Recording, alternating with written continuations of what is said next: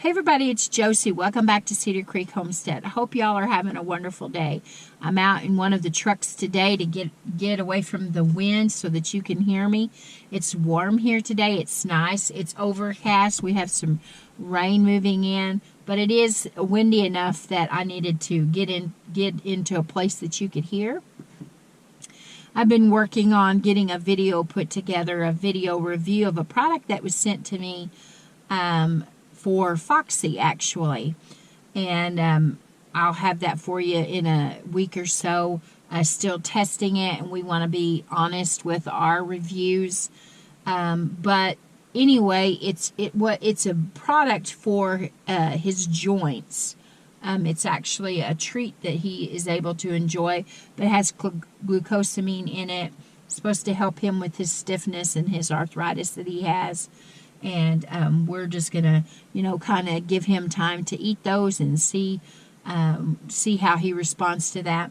But when I took the package out and I opened it, and Cheyenne and I were looking at the product and examining it and smelling it and seeing everything that our first impressions of the product before we started feeding it to our animals, little Howie was there close. Now, of course, he's like most little children. When a package is open or rattled, he wants what's inside the package. Now, of course, I didn't give him any of that, but that didn't keep him from crying and stomping his little feet and throwing a little fit, because he knew within himself that he wanted what was in that package. Whether it was good for him or not, he knew that he wanted that. And I got to thinking, isn't that just like we are sometimes? We're sure that we want something in our lives, to the point that we make some really big decisions, some life-altering, life-changing decisions based on the fact that we just know that we want something and that it's for our good. And we fail to pray about this situation, or we jump in with both feet without really analyzing whether it's good for us and for our family and for our future. And sometimes we make mistakes and we get ourselves into a mess. So I thought tonight that we'd spend a little bit of time talking about, you just thought you wanted that. You remember what it was like when you were little, like Howie, or maybe just a little bit older than him, and someone had something, maybe your parent or grandparent had something, and you just knew that you wanted that thing. No matter what they said, you were told that that item was not good for you, that it wasn't going to taste good. They went as far as to tell you you're not going to like that. And most of the time, they were right. I can think of a time when I was a little girl and I'd go and spend time with my granny. And I loved chocolate. There were two things that she always had in her cabinet: cocoa powder and baker's chocolate. And I can remember when she would get those items out and she would bake something. Well, of course, she added all of the ingredients together, and it would smell so good and it would taste even better. And I knew when she made something chocolate that it came out of that canister, that cocoa canister. She always used the same brand, and I recognized that cocoa canister and knew that that was something that I wanted. Now, Granny was always quick to say, "You won't like that. It doesn't taste like you think it does." But one day, when she wasn't around and no one else was around to see me and my silliness, I got a spoon and I snuck over there and climbed up on the cabinet and got that box of cocoa out and took a big spoon of that cocoa and put it in my mouth. What do you think I did? I spit it right back out. The cocoa didn't taste anything like what chocolate does, because I didn't know the secret. I didn't realize that Grandma was adding sugar, and she was adding butter, and she was adding all the other ingredients that she needed to make this fantastic dessert that she always gave us. I didn't realize that. I didn't realize that that cocoa was just part of the recipe, part of the ingredients, that I was missing out on a big portion of the recipe that made the thing taste good. And out it went. Another time, vanilla is the same way. Vanilla does not taste like what it smells. And any of you that have ever tasted it know that vanilla does not have the same taste on your tongue. You will not like the taste of vanilla. Now, there may be some people that really like that. I don't particularly enjoy that. So I knew that that was good for me. I knew that that was going to just be the awesome taste, just like what Granny always had, that she was holding out on me and that I knew better than she did. But she had wisdom and she had knowledge that I didn't have yet. Now, similarly, a similar story, Howie, when he was young, well, all through his life, Howie loved dill pickles. He loved sliced dills, he loved spears, he loved whole pickles, he liked pickle relish, but he did not like sweet. He didn't like sweet pickles, sweet relish, anything. Now, a few years before he passed away, he finally started eating my bread and butter pickles. But before that, only dills. And one time, he and his cousin were down at his granny's house when he was younger, and she always had dill pickles. Well, this particular time, all she had was sweet pickles. And they begged and begged and begged for a pickle, and she kept telling them, you boys are not going to like those pickles. They're not dill pickles. And on and on and on, and he went. And so finally she went and got paper towels, and she dug in her pickle jar, and she got them out of pickle and wrapped it up in the paper towel and gave it to them to enjoy. And we know, you guys can guess what happened. Howie tasted his pickle, and he did not like it. It was a sweet pickle. He, same as me, did not listen to the counsel that he was being given. Those that were trying to tell him that they knew better, that this was not going to be a good thing for him, because he thought that's what he wanted. Same with me with the cocoa and with the vanilla. I thought that's what I wanted until I had it, and then my mind changed. You know, all through our lives, we're faced with things that come up that we think that that's really the thing that we want. You remember what it was like when you were young and you were in school, maybe even started way back in elementary school, and you would kind of have a crush on a little boy or a little girl, depending, and you would write out the little note with, do you like me, yes or no, and all the different things. And as you matured, you started getting a little bit, maybe a more serious crush on the boy or the girl, and you just thought you couldn't live unless they paid attention to you, or they were the ones that asked you to your first dance or movie or out on your first date, whatever it happened to be. Now you can look back as you're older and you can see your life and where you're at. Maybe you did end up with that particular person. There are stories of people that ended up with their high school sweetheart or their sweetheart even from elementary school.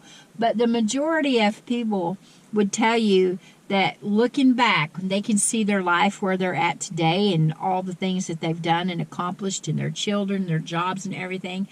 And the person that they were so crazy about, they can see that that would not have been a good work, a good mesh for them, that they went in two totally separate paths. And maybe that person ended up being just not a good person. Maybe they ended up being someone whose personality was totally different than yours.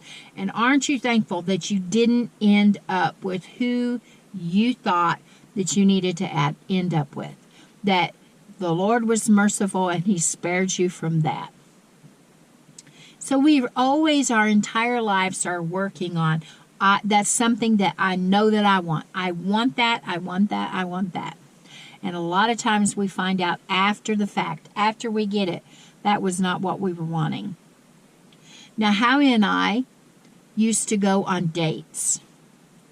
Now, y'all will laugh. Cheyenne and Blade laugh at us. Our big dates were usually on Saturday afternoons after we'd done our chores and spent time in the garden. And then Howie would come in and we would have our dinner at lunchtime dinner. And Howie would usually watch Gunsmoke, take a nap, get up late in the afternoon, and then we would go to town. Now, it never was, for the most part, anything really fancy. We did the same thing every weekend. We might change the particular place that we ate, but it never was a big fancy sit-down place. That just wasn't who we were. But we would eat, and then we would go and we would visit Atwood's, Tractor Supply. We had, we supply for our farm, and so it was important for us to keep our pantry stocked, but also keep our farm supply stocked. And so that's something that we would do. That's how we spent our Saturdays. And boy, do I miss it. I wish I could go back and spend another Saturday with Howie at Atwood's or Tractor Supply. But nonetheless, it usually never failed. We would have these big stock-ups because Howie would get the circulars from Atwood's. And he would circle all the things that he thought was good purchases for the farm. He would usually get, stock up on supplies for the tractor and different things that if you just had 3 or 4 stocked back for an emergency.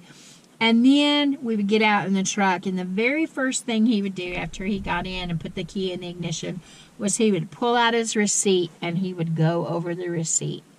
And I could usually see it on his face every time. He was having buyer's remorse. Most of the time it didn't last long. He was just getting over the initial shock of how much everything cost. And usually he'd spent a little more than what he intended to spend. It was never just throwing away money. It was usually on, stock up items. But he would have buyer's remorse because he thought that he had to have those things. Now, in those instances, it ended up being a good thing because there's been a lot of times that we could just go out into our stores and pull the things out and use them for projects here on the farm that we needed them for without having to run to town and to get them. And today's prices are a whole lot higher than they were just a few years ago when Howie was still with me. So there was a benefit to that. But he always, felt it deeply, and I'd have to try to calm him down and say, it's going to be okay. They're all things that you needed. And so he would calm back down. And by the time he got home, he was just fine.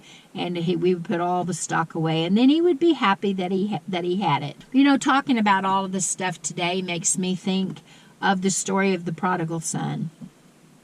And that prodigal son, he was the younger son. He decided one day that he had had enough of farm life and that he was wanting to go out and just live his life. And he knew he had an inheritance coming to him, so he asked his father for his inheritance. Well, his daddy gave him his inheritance, and no doubt Daddy knew that he was going to end up getting himself into some trouble. And so he got his inheritance, packed his bags, whatever they looked like in those days, and he headed out. And for a while, he had a really good time. Had lots of friends. He ate sumptuously. He ate really good food. And he had lots of friends. And he probably was footing all of the bills. But there came a day where his inheritance ran out, and he found himself without friends, and he found himself in the pig pen, eating out of the hog trough. That's desperation.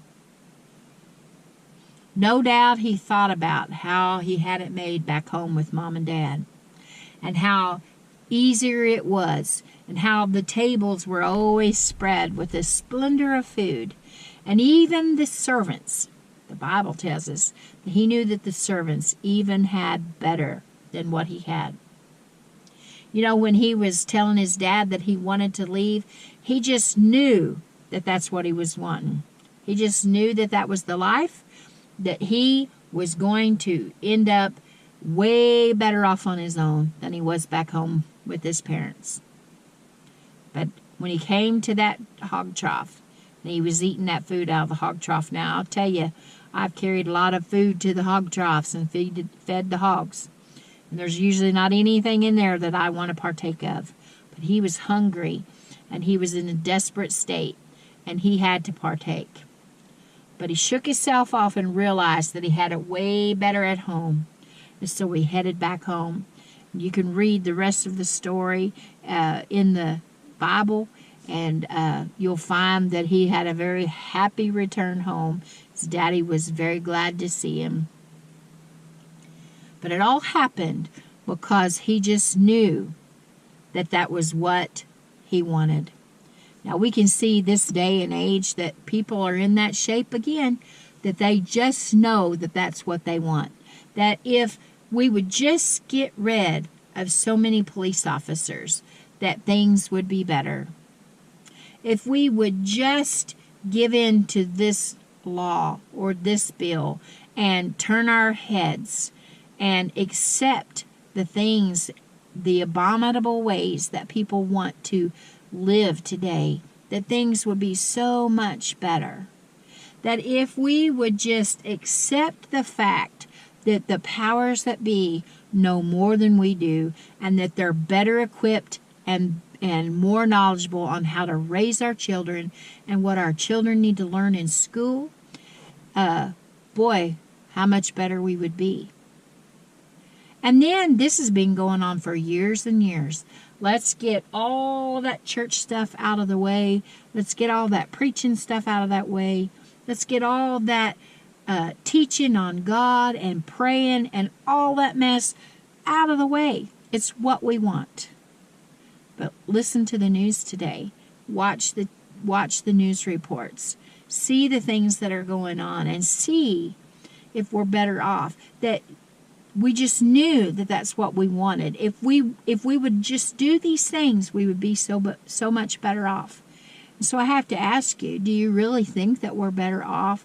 Do you think we're so much better off chasing after these new ideas? And some of the ideas are old, and they're trying to tell us that this is really what we want.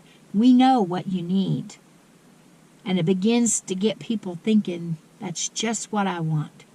When parts of cities are closing down and farmers markets are closing because they've got so much crime and drug addiction and all of these things that it's being unsafe for people to walk around in their own communities. I bet there's a lot of people that's thinking, that's just what I thought I wanted. But boy, if I could go back, if I could be like the prodigal son and go back, things would be so much better. You know, that prodigal son, he went back home, and he didn't know for sure what he was going to find at first. He was worried that Daddy wasn't going to receive him and that he would offer to be a servant. But you know what? Daddy took him back in with arms open wide, received him, put a robe on him, put a ring on his finger, and let him know that he was still his son. You know, we're not totally lost without hope. We have opportunity to run back home to our Father, our Heavenly Father, and make things right with Him. And we have opportunity in this life. If we would just remember, instead of jumping in feet first and saying, I know that's just what I want, like little Howie stomping his feet and squilling because he thought he knew exactly what he wanted, even though those old dog treats was not what the little thing wanted. He knew in his own heart that it was. We need to be cautious, and we need to ask ourselves. We don't need to, I'm not telling us to not move forward and not be decision makers, because we do need to be decision makers. But we need to ask ourselves, truthfully, is this really, really what we want? What are the consequences of our decisions? What do we stand to gain? And what do we stand to lose? You know, all those miners years and years ago raced out. Every time they heard about a gold strike, they raced out, a lot of them dropped their families and just ran to strike it rich. And a lot of them ended up finding iron pyrite, fool's gold, because they thought that's what they wanted. And it ended up ruining a lot of their lives when they chased after and all they got was the fool's gold. We don't want to be fooled. We want to live our lives to the fullest. And we want to keep our families safe, prepare, be wise, and not chase after everything just because everybody else is. Not let ourselves get caught up in, I think that's what I want. I just know that's what I want. If we're not careful, we'll find ourselves eating out of the hog trough. We don't want that. Okay, guys, this is Josie. I hope you enjoyed being with me today. Spend a little bit of time out in this windy weather, talking about that's just what I thought I wanted. Until next time, guys, this is Josie. I love you guys, I really do. Keep looking well to the ways of your household. And until next time, we're gone.